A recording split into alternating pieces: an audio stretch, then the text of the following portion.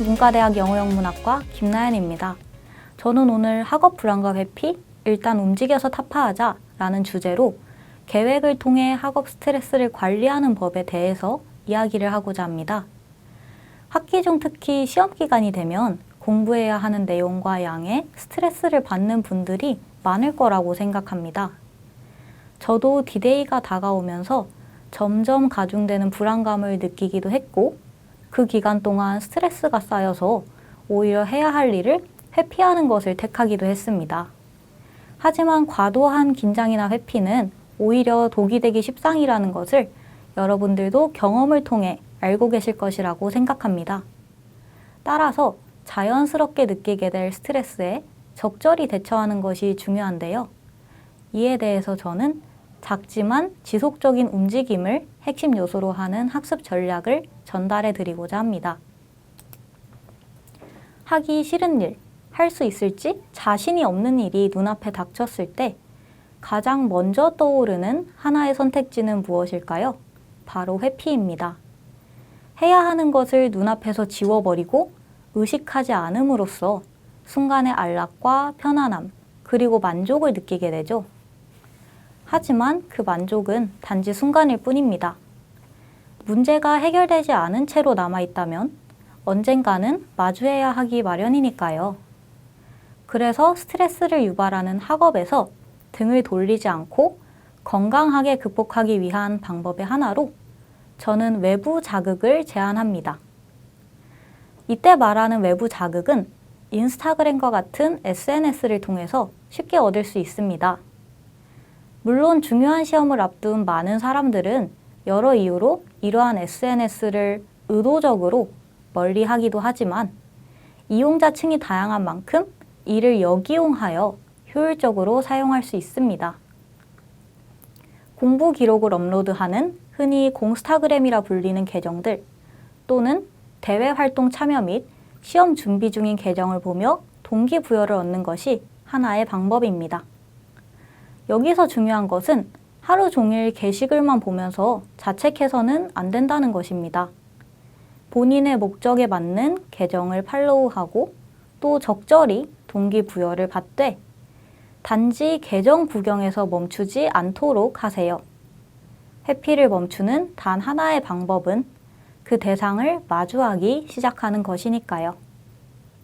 이제 SNS로 적당히 자극을 받았다면 움직일 시간입니다. 이때 작지만 지속적인 움직임이 필요합니다. 단기간에 거창한 변화, 열정적인 움직임을 보이고자 한다면 오히려 제풀에 지쳐서 실패할 확률이 높으니 작은 일부터 차근차근 하기 시작하는 것을 제안드립니다. 예를 들어 작성해야 하는 리포트가 있다면 목차 구성까지라도 천천히 완성해 보는 것이 좋을 것 같네요. 다음으로는 시험 기간의 불안감에 대해서 이야기해 보고자 합니다. 퀴즈, 발표, 시험과 같이 학업과 관련된 큰 이벤트가 있을 때 찾아오는 불안감은 자연스럽습니다. 적당한 긴장은 효율을 높여준다는 말이 있기도 하지요. 하지만 그 정도가 지나치다면 준비한 것을 제대로 발휘하지 못하도록 방해하기도 합니다. 그래서 과도한 불안을 통제하는 것이 중요합니다.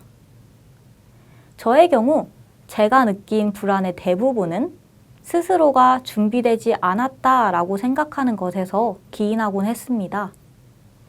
내용을 제대로 숙지하지 못했을 때, 스스로에게 확신이 없을 때, 또는 어떤 일에 대한 대비를 시작조차 하지 않았을 때와 같이 준비된 정도에 반비례하여 불안의 정도는 커져갔습니다.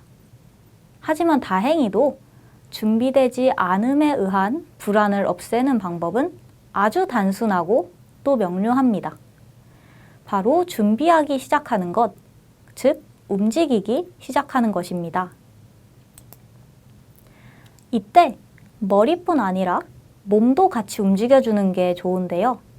우선 각각 말씀드리겠습니다.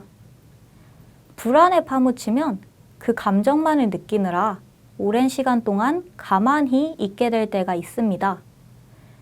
이러한 상태에서 벗어나기 위해서 신체 활동이 중요합니다. 가볍게 옷을 입고 억지로라도 나가서 간단한 산책이나 조깅을 해보세요. 이때 음악을 들어도 좋고 아니면 그냥 길거리 소음을 들어도 좋습니다. 방 안에 머물러 있던 공기 대신에 신선한 공기를 들이마시면서 가볍게 몸을 움직인다면 불안은 어느새 조금씩 가라앉아 있을 거예요. 취미로 운동을 하나씩 배우는 것도 추천드립니다. 이제 몸을 움직였다면 머리도 같이 움직여줘야겠죠? 앞서 말씀드렸듯 준비가 많이 되어 있을수록 느끼는 불안의 정도는 줄어듭니다. 하지만 그렇다고 다짜고짜 모든 준비를 끝마쳐야 한다는 강박을 느낄 필요는 없습니다. 시작이 반이다 라는 말이 있죠. 손도 대지 않고 있던 것을 시작하기라도 한다면 그것만큼 큰 성취는 없다고 생각합니다. 시작할 힘을 얻었다면 끝까지 갈 힘도 이끌어낼 수 있을 테니까요. 물론 시작에서 끝으로 가는 과정은 마냥 순탄하지만은 않을 것입니다. 오늘은 무엇을 하고 또 내일은 무엇을 해야 되는지, 그리고 지금 속도로 간다면 기간 안에 여유롭게 끝낼 수 있을지와 같은 질문들이 계속해서 떠오르죠.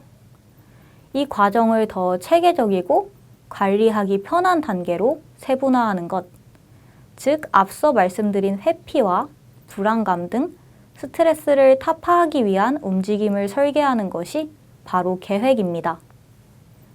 계획을 세울 때는 학기별, 월별, 그리고 일별로 구분하는 것을 추천드립니다. 말씀드린 순서대로 범위를 점차 좁혀나가 보세요. 각 학기의 큰 목표나 아니면 해야 할 일을 정리하고 일별로 해당 목표를 위한 예상 진행도를 나눈 후 매일 일을 위해 어떻게 나아갈지 구체적인 활동을 정리합니다.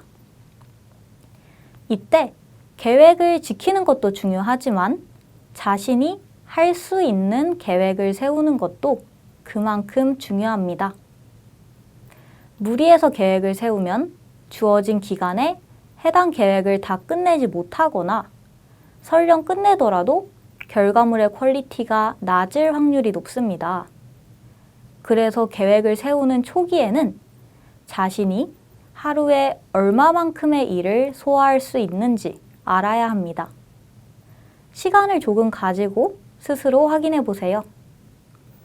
어제 세웠던 목표량이 자신에게 조금 벅찼다면 오늘은 양을 조금 줄이고, 어제 세웠던 계획이 널널했다면 오늘은 한두 가지 계획을 추가하는 식으로 찾아 나갈 수 있습니다.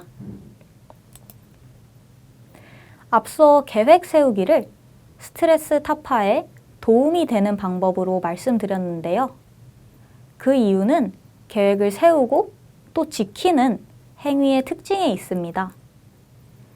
계획을 세운다는 것은 시각적인 기록을 남긴다는 것입니다.